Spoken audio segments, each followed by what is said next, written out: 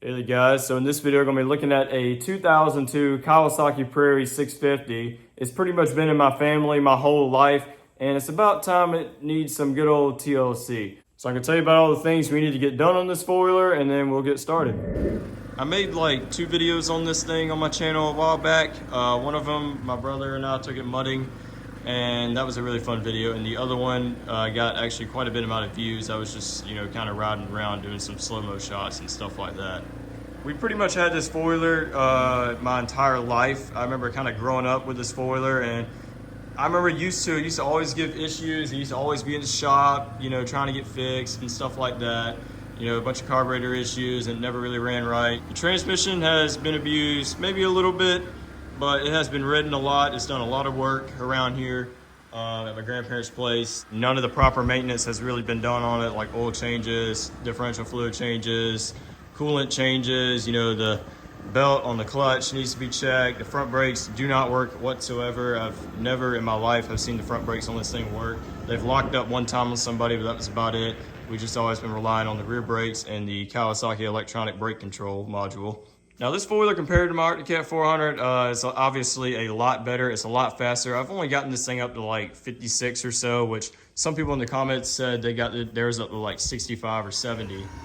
The 650 V-twin has more than enough power than what you would need on a four-wheeler. It spins all full wheels like from a dead stop, and 56 miles an hour is way too fast on a four-wheeler, I would say. So this Kawasaki Prairie, it's been beaten, it's old, and it needs some good old TLC to make it great again.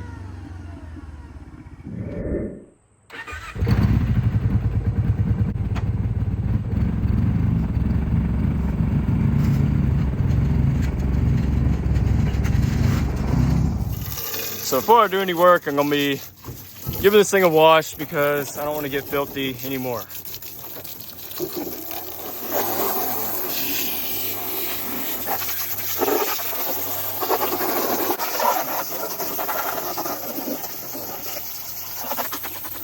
So first we're gonna start off with the brake master cylinder.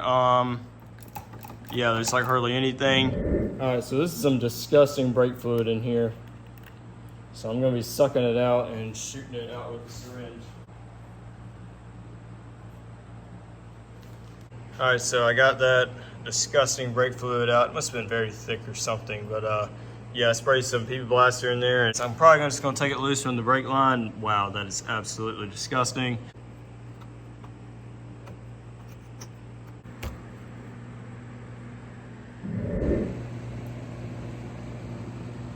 So I think we're done with this master cylinder because I took it apart and the rubber seal looked okay, but when I tried to put it all back together in there after cleaning it, it just completely went to crap. But we have this, which is a Honda master cylinder for this Rincon.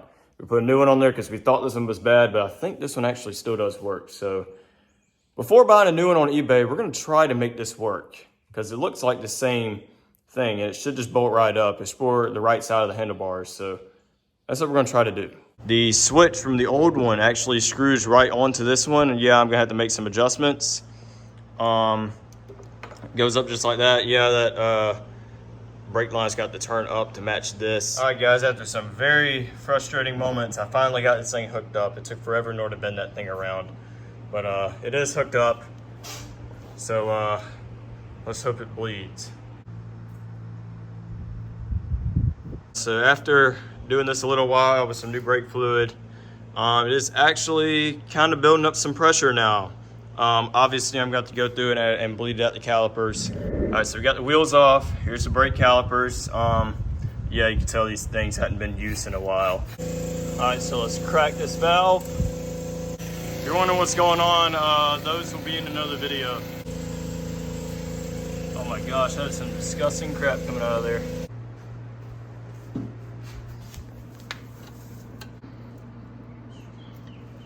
I'm gonna call that good.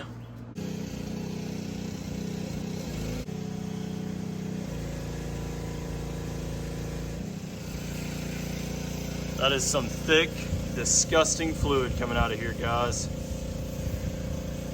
All right, so we just got done running clean fluid through. Just topped off the master cylinder, and yeah, there's definitely some pressure buildup. So I think these things should work pretty dang good. All right, so I had to put some kind of homemade spacer thing, this stupid thing with focus in there, and yeah, these brakes are rock solid now. So I'm gonna throw these wheels back on it and give it a test run.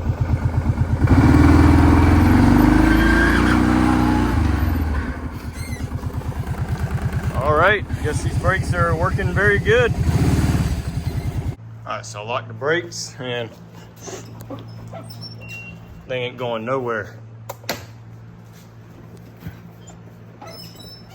Yeah, I think the brakes on this thing are fine now.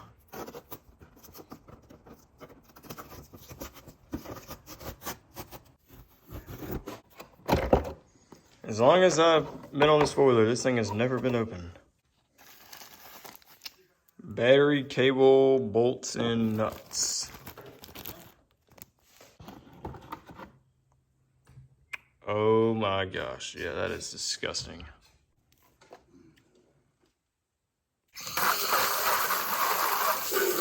So I cleaned out the intake part of the air box, and they see the dual carburetors in there.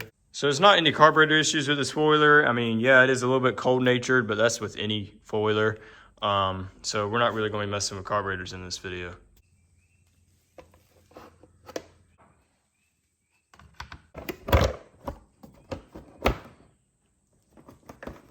So guys, the four-wheel drive actuator switch on this thing, it does work, but when you flip the switch to engage it, it's about 10 seconds later or so, then it'll finally engage. When you flip it, it's immediate. So I'm just gonna rip this apart and see if it's dirty inside or the motor's worn out or something like that.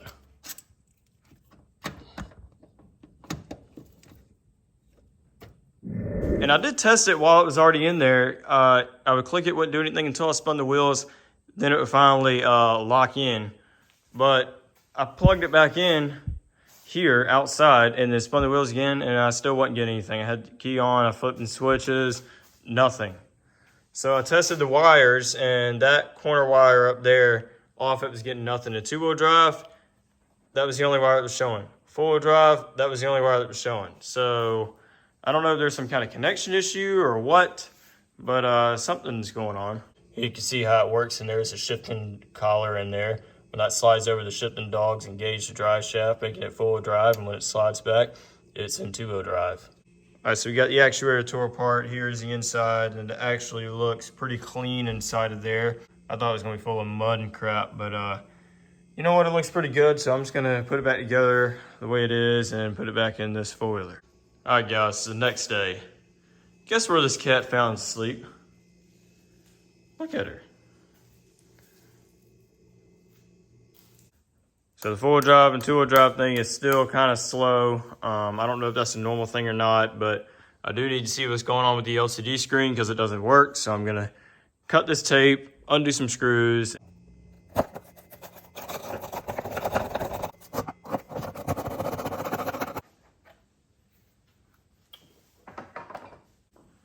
And also, since a lot of the wiring is right here, I'm removing this. So that way I can get to all this stuff better.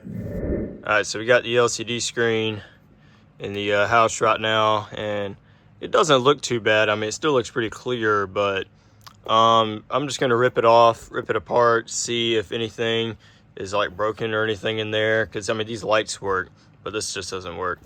And you know, just see what we find, might as well.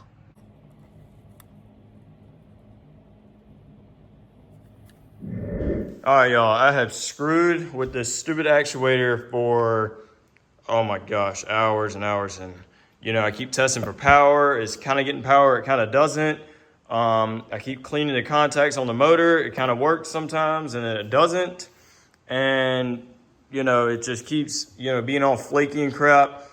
And you know what? I'm just going to say screw this because it's freaking $200 to buy a new one of these. And I can find a aftermarket Surefour kit that's manually engaging four-wheel drive, so it will not screw up on you. And that's about $100 or so for a knockoff one. The actual one's like $300, but I really don't think it matters. So I'm just gonna be doing that.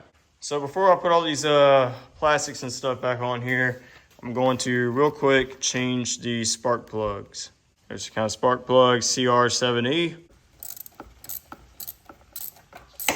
All right, so we got the plug out. I think these are the original plugs. I've never heard of anybody changing them. So yeah, and it doesn't look too bad, but it was kind of popping every now and then, like kind of skipping.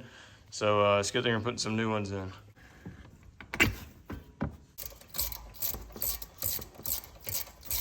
So here's the front one, and yeah, they look about the same. So we got the new ones in there. Let's put these coil wires back on.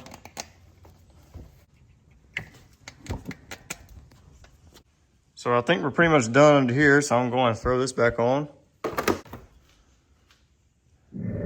All right, guys, so after doing some more work on this LCD screen, check this out. It actually works. Wow, 1,559 miles. That is pretty low. I thought it was gonna be a lot higher than that. But yeah, that two-wheel drive, four-wheel drive thing is flashing. I've read some forums about that. There's a problem with the actuator. What I did was I got a little scrape, and I went through and I scraped all of these solder components of any corrosion or anything, just trying to clean it up the best I can. Really cleaned up the contacts under there. You got a screen and you got your two little like rubber contact things that contact this. And I went through it over with that little scratch first, and I went over with microfiber towel, wiping it down really good, putting some hard pressure on it, cleaned the little strips and everything, put that back on there, set everything back down perfect, bent the little tabs back and everything, and what do you know, it actually works. Alrighty, so the new belt just came in, so let's get it on. So all we gotta do is unbolt all these bolts, and this thing should just come right off of here. As far as I know, this belt has never been changed. Maybe it has, I really don't know. But yeah, I am very interested to see what this is gonna look like.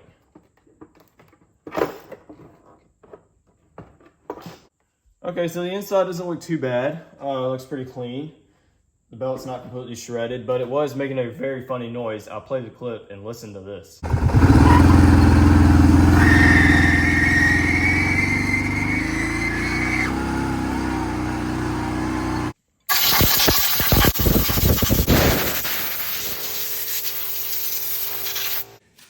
So the proper way to really replace this belt is to pull this pulley off, you know, so you can get to it easier. But if you know my luck with pulling pulleys off, it is not that great.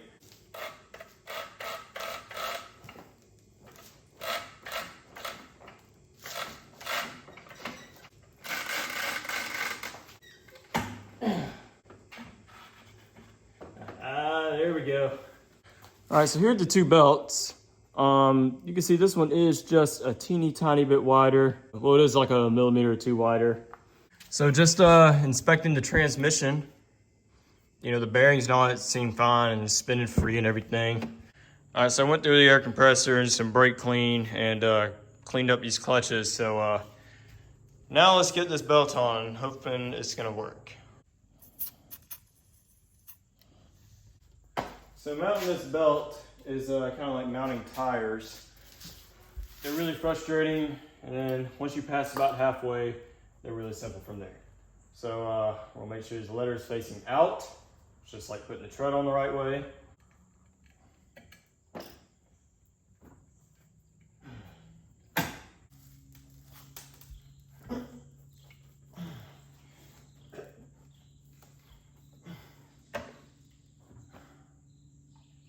We got it. So it's on there pretty good. Obviously it needs to be broken in, but yeah, the previous belt was like in there, but this one's on top, so that's good. The trick how I got it on was I kind of started pushing from the side right here and eventually worked it around and spun it and got it on. So we got a little bit of grease around the outside of the gasket to help waterproofness. Also this little switch right here, what this is that when your belt goes or flings off or whatever, it'll hit this switch, turning it off, basically causing this whole thing to go into limp mode right here. some of them have a belt light right here. If that comes on and it's in limp mode, then that switch is probably flipped and you need to replace your belt. So when you put a new one on, be sure you flip that thing on. And I think you know me by now, so I'm just gonna get this thing and go. So it's about 7 o'clock out here, but I wanna go for a ride anyway to test out the belt and to see how good the speedometer works on the LCD screen.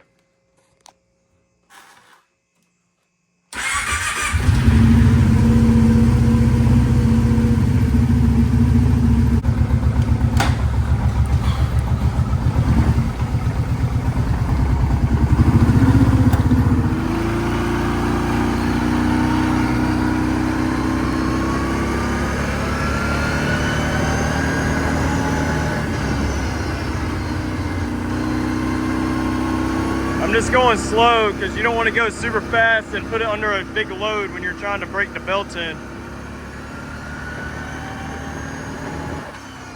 Well, at least I know that fuel light's working.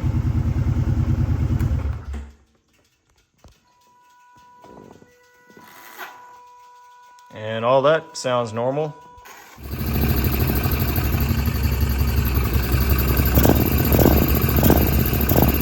When I was running that thing, it was kind of wanting to spit back through the carburetor a little bit. So I don't know, I think maybe one of the valves is too tight. It was on the rear cylinder it was doing it. And it's only really at like a low RPM, slightly above idle. It kind of spits back every now and then it goes on and goes. I thought it was ignition timing, but the ignition timing is not adjustable. It's set from the factory. I put in new spark plugs and you know, the coils are fine because when it warms up, it seems to kind of go away. But yeah, I'm gonna tear all this off again and reset the valve lash in the factory specifications.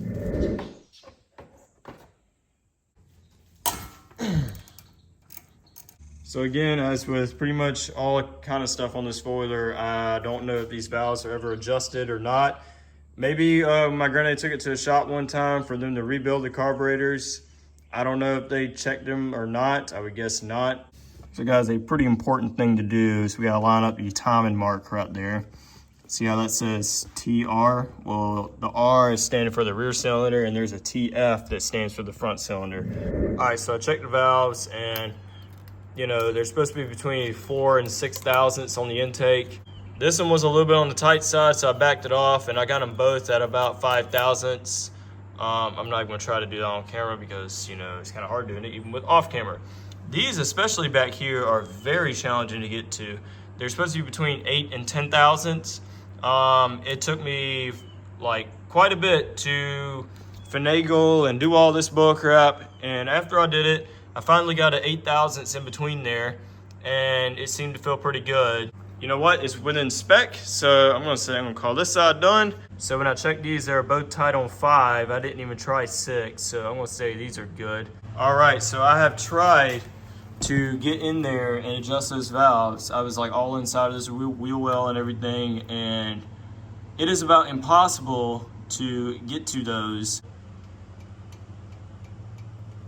It sounds like it has the right amount of free play. There feels like the right amount of free play. So I'm just gonna assume they're gonna be pretty good. And that cylinder wasn't really the problem. This one was the one that was kind of acting up a little bit, and I did loosen up that one valve a little bit. So I'm just gonna call it good and put it all back together. I also lubed up the pull starter with some of that spraying graphite stuff, and it's working a little bit smoother than what it was, which is good. So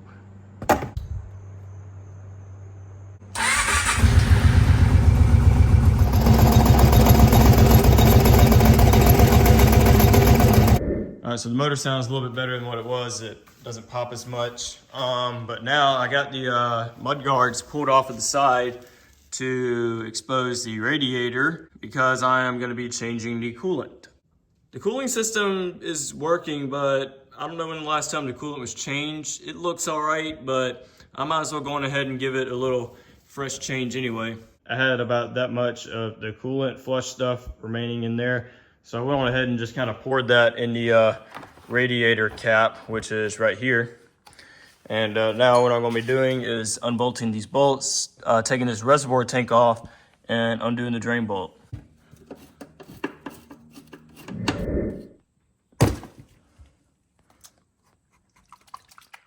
There's like hardly anything in this tank, by the way.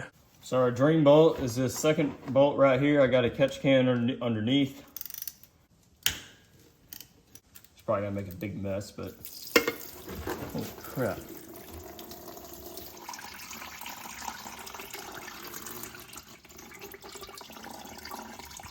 All right, so I drained all the crap out of here, and there was some sediment. It was still green, but there was some sediment in there. Now I'm really gonna flush this crap out.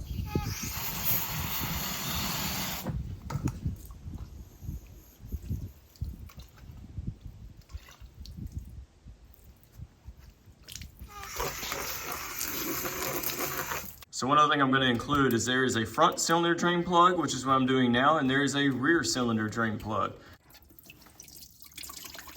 You see all that extra coolant coming out?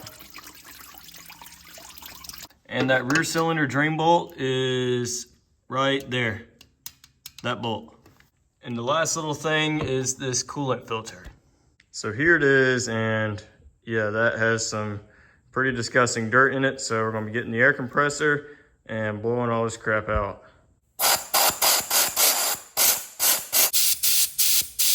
All right, so this is all clean, so boom. So now we're gonna get this frustrating coolant tank back installed. All right, so we got some generic pressed stone antifreeze, and we're gonna be filling this whole thing up.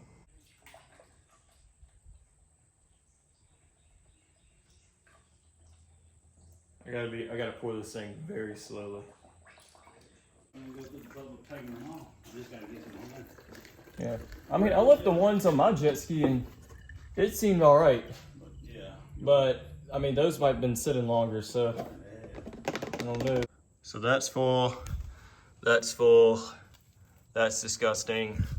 Now the instructions say to crank it up and let it run a little bit to purge any air with the cap open, and then put the cap back on.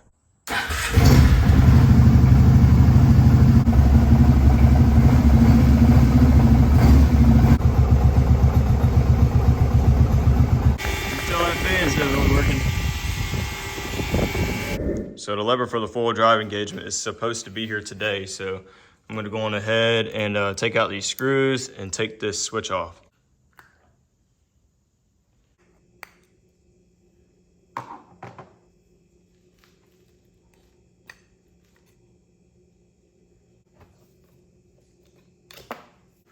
All right, so guess what? Our Sure4 kit, well, Sure4 kit finally came in the mail. And again, this is a aftermarket Chinese one, because the actual one's like 2.5 to 3 times as expensive. All it's doing is just moving that little thing there and there. That's it. Mechanical stuff never fails, guys.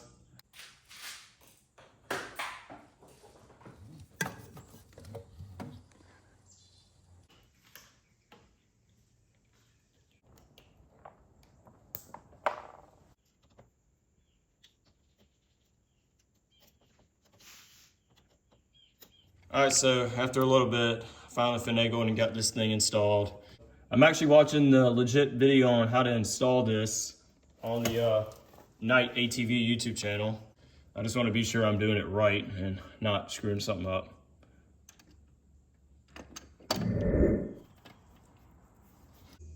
So move in, that's 4-wheel drive and 2-wheel drive. I'm gonna have to adjust the linkage, so I'll do that. All right, so I got it all hooked up, adjusted. I put some wire and loom around this cable because it was pretty sharp right there, and it was pretty sharp right there on that plastic just to keep it from cutting into it.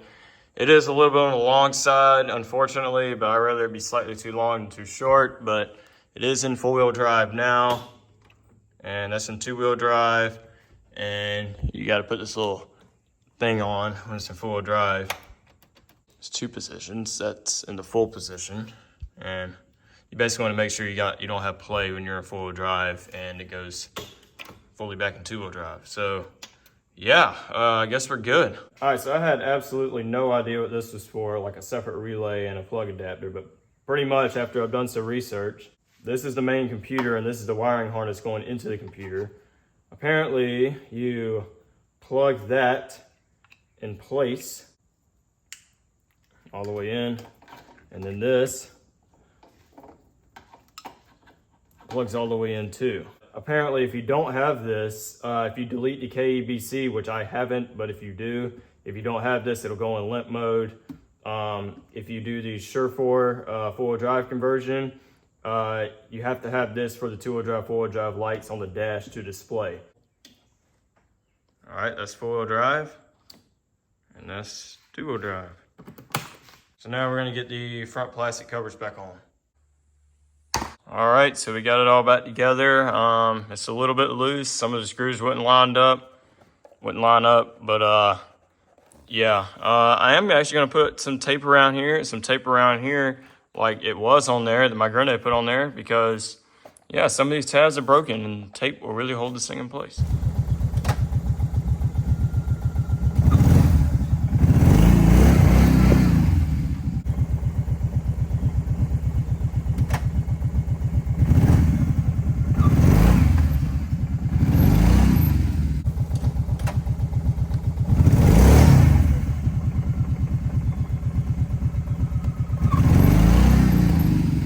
All right, so this actuator works great. One little thing I did, I kind of dremeled out this little area right here because, you know, you would pull it and then it would be like halfway engaged and then you got fully engaged. Well, you know, again, this isn't really my foiler and there are other people that are gonna be driving it.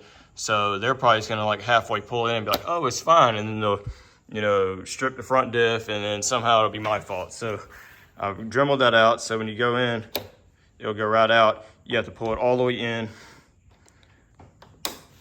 for it to actually engage. See, pull fully to engage. So now since we got that done, I'm gonna be doing some cosmetic stuff like zip tying this thing back together.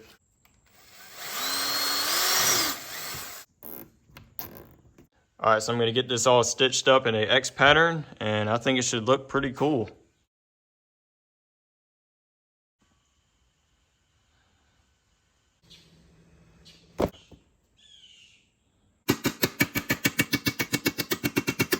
So now since we got cosmetics pretty much done, now I'm gonna be changing the rear differential fluid because I think this is the original fluid.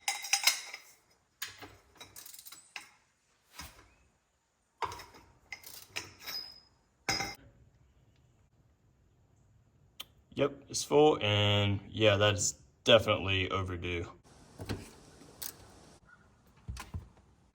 Still has some green to it, but it still is pretty old. All right, so this is the oil I'm using, gear and wet brake oil, because these do have wet brakes on them. And one thing that's just kind of, I don't know, bugging me a little bit, is that the oil in this seems pretty thin for differential fluid. But final drive fluid and on the back, recommended for ATV, differential, and final drive use with internal wet brakes. And all the research I've done on this is the kind of fluid you're supposed to put in it, but the fluid coming out of here seems like 80W90 or something. And also the front diff takes 10W40, and I've read this in the actual owner's manual online. So, whatever, I'm gonna put this in, and hopefully it should be fine. I would think with the differential, you would have like 75, 80W90 because you need a lot of cushion in between the gears and they're not turning as fast. See if I can do this without spilling it. Okay, not too bad.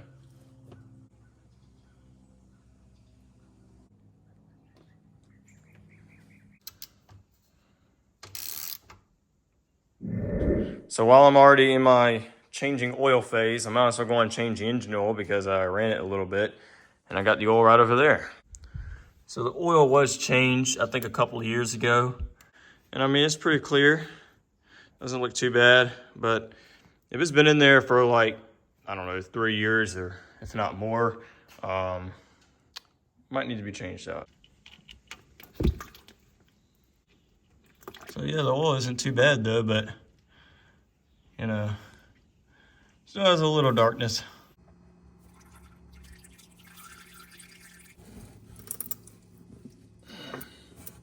All right, so we got a brand new Kawasaki filter.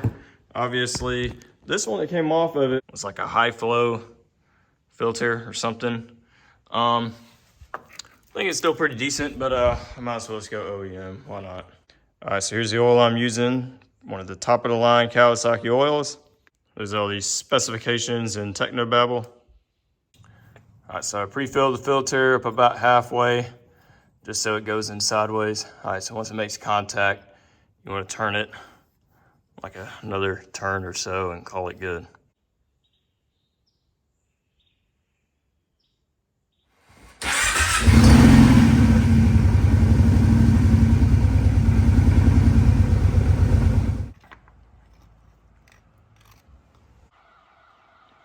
Perfect.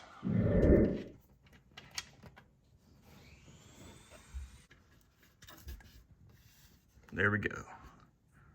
All right, so we're adding the same oil as the engine because the front diff, for whatever reason, takes 10W40, so that's what I'm gonna put in there. All right, so I got it filled. What you wanna do is you wanna get it snugged up just like that where it can't easily turn, and then just give it a little extra turn, and that's all you need. And last but not least, this piece in here is missing, so I bought it off of eBay.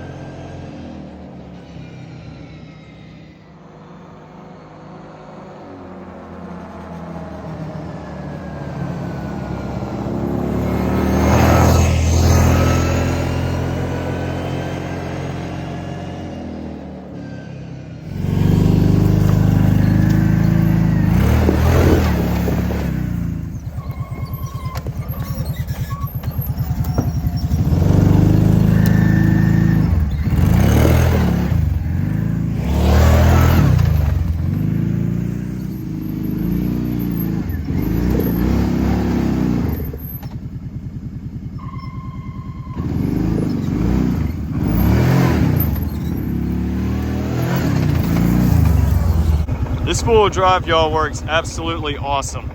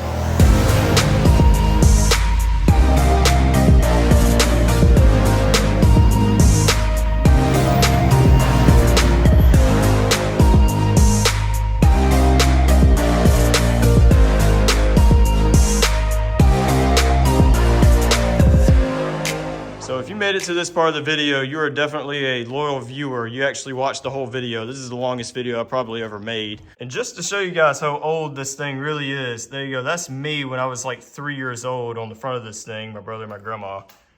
And here it is today. It's pretty crazy. Before I let you go, a little tip.